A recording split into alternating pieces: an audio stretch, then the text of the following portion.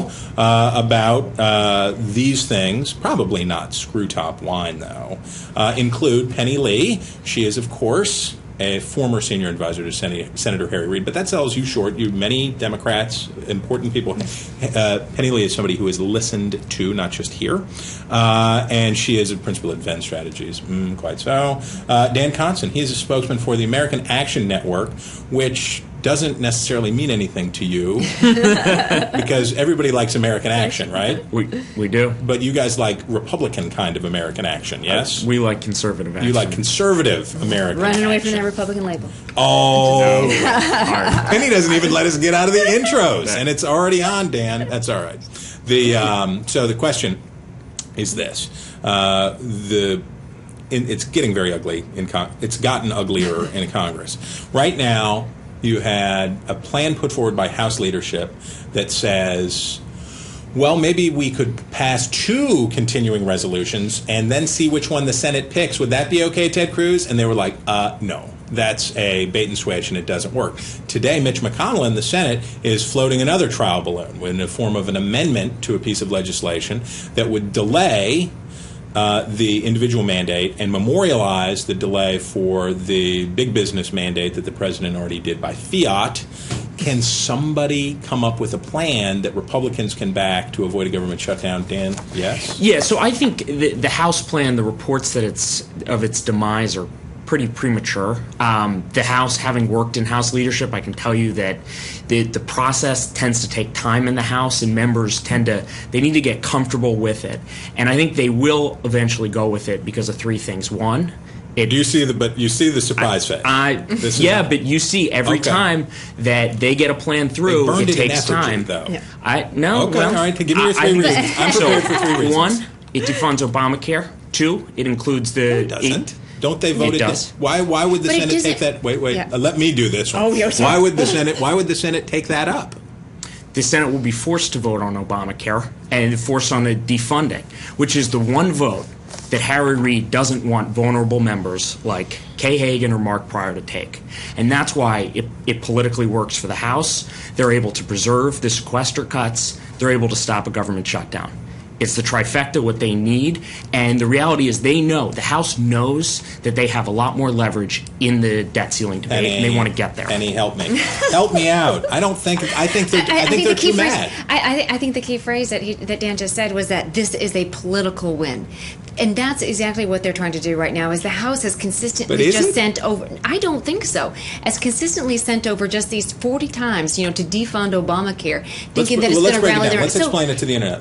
You understand. You guys both understand how this works. You had senior positions on the Hill. So the Cantor plan is pass 2 separate bills. It's one bill. It's one bill, but it's got an escape hatch. It's like a union suit. It's got a flap in the back. And you pass one bill, and then it's up to the Senate to choose which version. It's a choose-your-own-adventure for Harry Reid. It forces the Senate to take a very difficult vote for vulnerable members that are up in 2014. That it does. We have seen this play over and over again. Does it not force that vote? Okay, but procedurally, how does this work, Penny, before we get to the practicalities of it? Procedurally, so you pass this, what does this trigger? Why does the Senate have to vote? Well, what they're trying to do is force it down so that they're on the September 30 deadline. And what they're trying to say is, look, unless you do act, and we're giving you something, we're giving you this great thing, we have acted responsibly and have this piece of legislation that won't. So, but their yay vote on the legislation in the Senate will effectively be recorded as a yay vote, reaffirming their funding for the president's health law. Yes. Does Mark Pryor want to have to take a vote on defunding Obama? But can the Republican Study Committee get on board with that? Yeah, but again, this is, they say this is about defunding Obamacare and not, wanting to prevent and be responsible. The fact of the matter is, over 90% of this is not inappropriated funding as far as Obamacare is concerned. So the funding will occur. This is simply a vote to put a 30-second ad out there. But Dan has made the best argument for this so far, which is that it would be punitive to vulnerable Democrats. It's pure that's something politics that might at at least its convince some crassest, conservatives. pure politics at its crassest level, They were which is throwing 30 soup cans at Eric Cantor, though. I mean, that is at least something.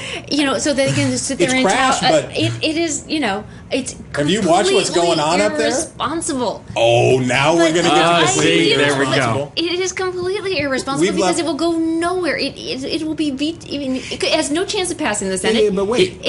If you were advising a Senate Democratic candidate right now, would you want them to have to take a vote on defunding Obamacare? Let's short circuit this. I would have them responsibly sit down and negotiate to have a funding for the government. Yes, I would have them have that.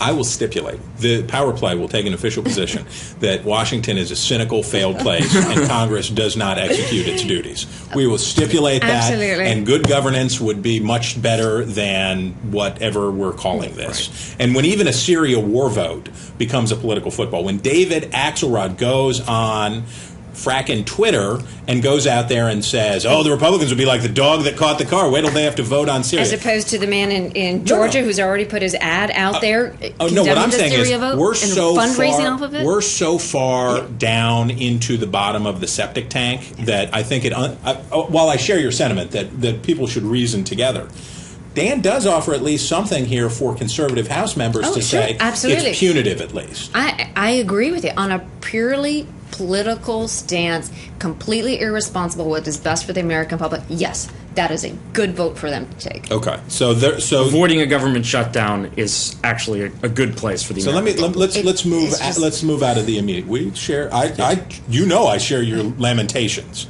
but let's move to the leadership of both houses have not agreed on anything in a long time until they agreed to authorize the president on Syria. They all backed him, except for McConnell. Well, McConnell did a strategic non-endorsement after a period of time once he saw. Right. But certainly for Pelosi and Boehner and Reid, this had to be a certain clarifying moment about the lame duckitude of the president.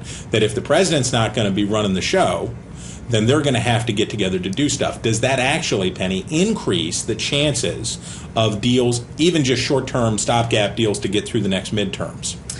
You know, what it does is they all four have unique powers. And, Pelosi, as Boehner has consistently had trouble getting the majority of the majority, she is having to put forth more caucus members, and she's been able to negotiate things. McConnell is one of the greatest negotiators that there is, and he always holds his cards close to the vest until the very end, and then he can figure out what he needs at the end. So he always has a power base as well. They each have, all four of them have a unique power base, and they all know that they need each other to get anything passed. Absent the leadership of the president, and you've seen on Syria, that was a real test, and I don't think a very strong showing by his part on kind of where he's at. And so they do. To your point, all four are going to have to step up. I'm going to give you the last word, but I want you to answer Mock Tink. Mock Tink says, it is called the congressional two-step. No budget, no pay. Remember that one? Conservatives across the country are skeptical of things that sound like, what did Ted Cruz call it? Procedural chicanery. So Senator Cruz does not have a plan to defund Obamacare. Okay, we stipulate. Second, the place where conservatives have leverage in the next 3 months is on the debt ceiling. They need to tactically get through the CR fight to be able to get to the debt ceiling to actually get changes to Obamacare, get cuts to federal spending. We'll call it the Hemingway approach to legislation: survive and advance. Right? Okay, guys. Thank you for surviving and advancing through this segment. You have made us smarter and Penny more patriotic. Thank you very much. I feel I join your lamentation.